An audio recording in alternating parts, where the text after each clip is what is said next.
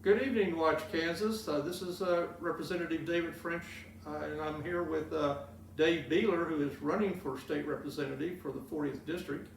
I'm the current representative, and Dave will be replacing me, we hope. Right now, I'm looking forward to turning the position over to Dave. He seems to be a well-qualified candidate, and I think he'll do a great job in the legislature. One of the many questions, Dave, that new candidates for public office get is, why are you running? Because there's many reasons why people run for public office, but each one is probably a little different. And I know for me, when I first ran, it was the fact that our taxes were just raised in 2017, and Linda and I are fixed income. I said we can't afford to keep the current state representative, so I ended up running when I couldn't find anybody else to run. So I ran because of the high taxes, but I know that may not be the reason why you're running. So if you can kind of give us an idea of what caused you to want to run for this position. Sure, and taxes are important to me, and I hear that all the time when I'm out talking to voters. But I would go back to about July of last year, 2021, and on two separate occasions. It was last summer anyway. One occasion, Marcus Major, who is now a Lansing city councilman, was driving through the neighborhood. He saw me mowing my yard, and he was in his truck. He stopped, rolled down the window, and that was probably the first conversation that a serious conversation I had had with someone who was running for office. And at that time, I was asking Marcus why he was doing it. And what came back to me was his passion, and the commitment to the community, but his desire to help lead the city in a new direction, in a fresh direction.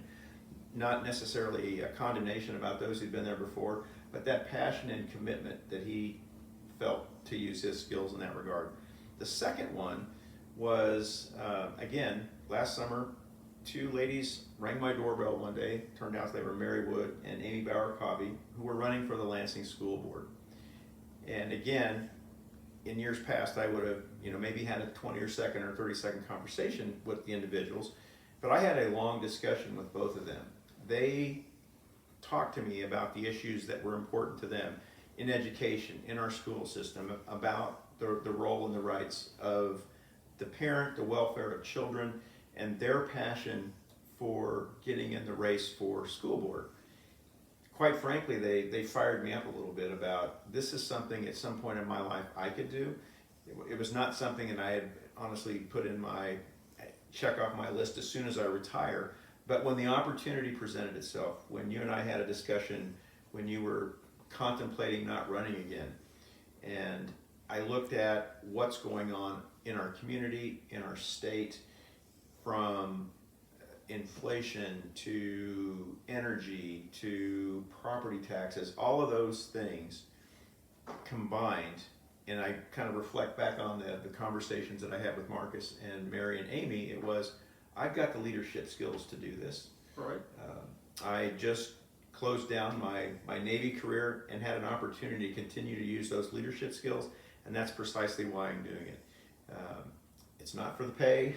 It's not for any of those things that go along with it. It is an opportunity to use those leadership skills for the betterment of this community and in the state. And so, if I could shorten that, I would, but that's the reason I'm doing this. And as a Navy officer, you serve for something greater than yourself, and that is, I think, what you still want to do. You still want to serve for something that is better than just for yourself. If you could retire now, you could have a life and not worry about anything else. But the thing is, you still want to serve other people, and that's what I think is really driving you to do this. Absolutely. And I think we can all appreciate that. Again, I went back to, my main issue was taxes when I ran, and I think today, more than ever, the average Kansan is more concerned about taxes than ever before.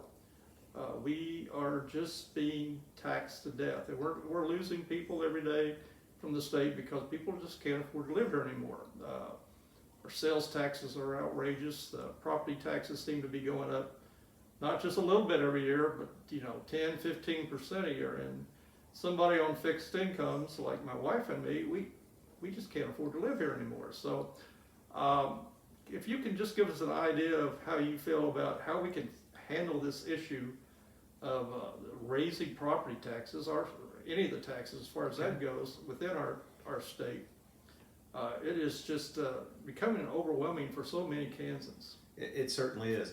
And I will tell you that when I go out and knock on doors and talk to voters, and one of the questions that I'll ask sometimes is, what's top of mind for you as a voter? And one of the things that invariably comes back, if it's not the economy or inflation, it is taxes, and property taxes is a big one in this community. And then if you stand back and take a look at the state, and you look at population changes, Kansas is a negative migration state. We've lost more people due to our taxation. And there's a couple of things. Property taxes is one. So what I am doing, I am learning to educate myself on the process of property taxation. And there is no silver bullet that a legislator can fire to make the issue magically disappear or go away. It takes the cooperation between the state, the county, and the local municipalities working together to understand that you've got a problem, and then working together to hold those taxes in check. The other thing that is important with regard to taxation is it's not just a property tax. It is, as you mentioned, it's food taxes, it's sales taxes on everything else. It is taxation on retiree income. So again, talking about the reason people leave Kansas once their working careers are done, they leave Kansas because we tax their 401ks and their retirement funds. There are a growing number of states in this country. Florida is one. I think Iowa is another one that has or recently signed legislation to exempt retiree income. Those are the things we need. We need the consumers in the state.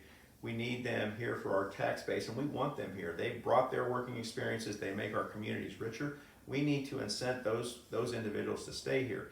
So property taxes is one, but I think we have to look at the broad spectrum of all taxes and make sure that collectively, is this the best we can do for Kansas? And then we work away around each of those things to make it better for the constituents that we have.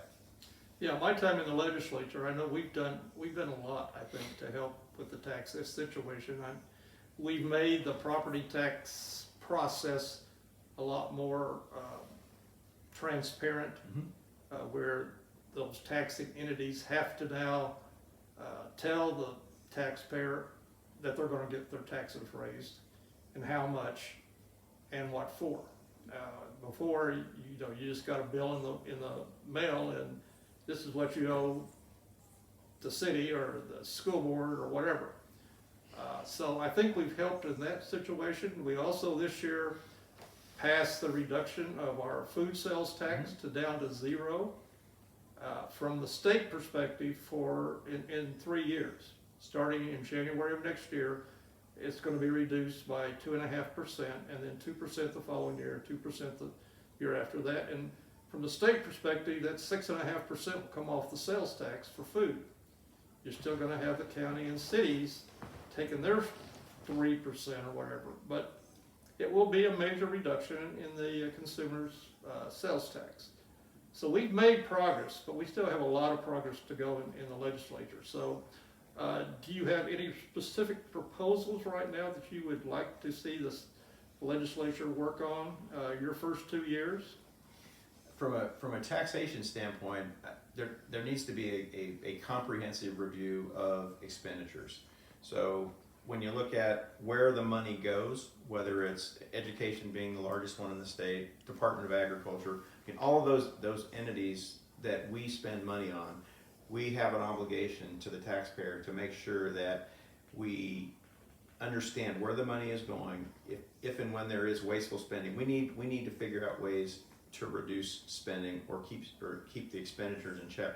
And again, I would go back to in this regard, my experiences at Hallmark primarily. Budgeting is a big deal in a private corporation. You cannot just continue to raise your budget, your operating budget every year, or you'll go out of business.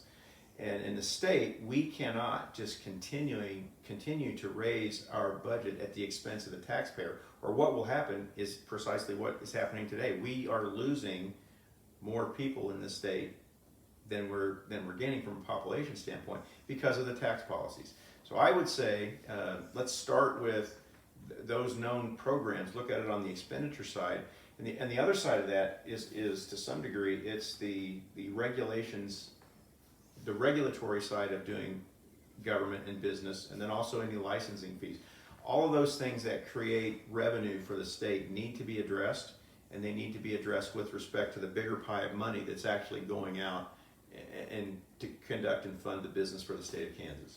You know right now that the state is very well off as far as our budget goes, our revenues.